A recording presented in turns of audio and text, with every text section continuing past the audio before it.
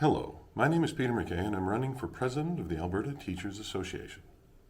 I'm running because I believe that the pace of change that we've endured in our classrooms and our schools has been much, much faster than what we've seen in response from our association.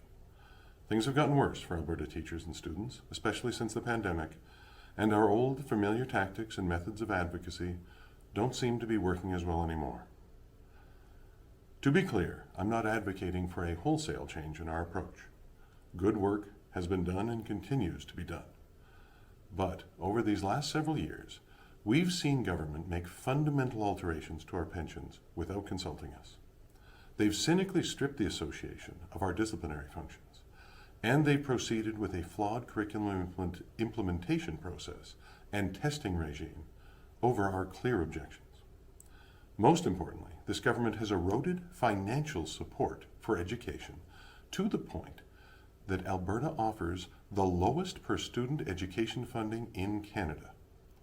They've done all this while increasing funding for private education, even as conditions continue to deteriorate in our public and separate schools.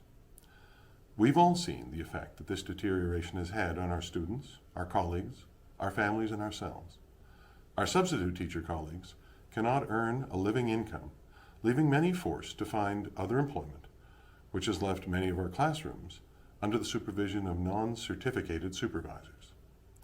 We've lost a great many young teachers, talented teachers, who, after investing years and thousands of dollars on their education degrees, find that they can't make a sustainable life for themselves in today's Alberta classrooms. It's been some time since government has listened to teachers. We need to raise our voices collectively if we want to be heard. I truly believe that teachers have reached the limit, both of their endurance and their patience, not only because of the circumstances I've already described, but because teachers have seen their salaries stagnate while inflation has run rampant. But how do we take advantage of that status of teachers? How do we harness their energy and bring about the change that we need? Firstly, we have to empower and energize the leaders in our ATA locals and our schools. The strength of this association does not reside in Barnett House. It's found in our staff rooms and our classrooms across the province. Secondly, every school that I've worked in that had a healthy ATA culture had a bear on staff. The kind of person who knew what ought to be happening in schools and knew what to do and who to call if things weren't going right. We need to build those leaders up and elevate their profile. All of which means that our association has to become more effective in our communication and more meaningfully present in the working lives of our teachers and in the functioning of our locals.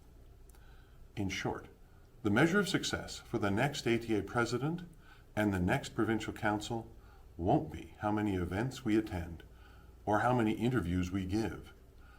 Our success will be determined by how effectively we help 46,000 teachers find their voice, because that voice is much louder than this government remembers. I hope that you will support me and lend me your vote as I run to be next president of the ATA.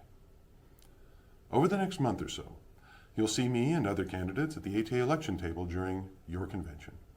Please stop by and ask questions, offer suggestions, and of course, be sure to pick up some election swag. I'll be distributing colorful pencils, and for those who want them, some not very attractive buttons.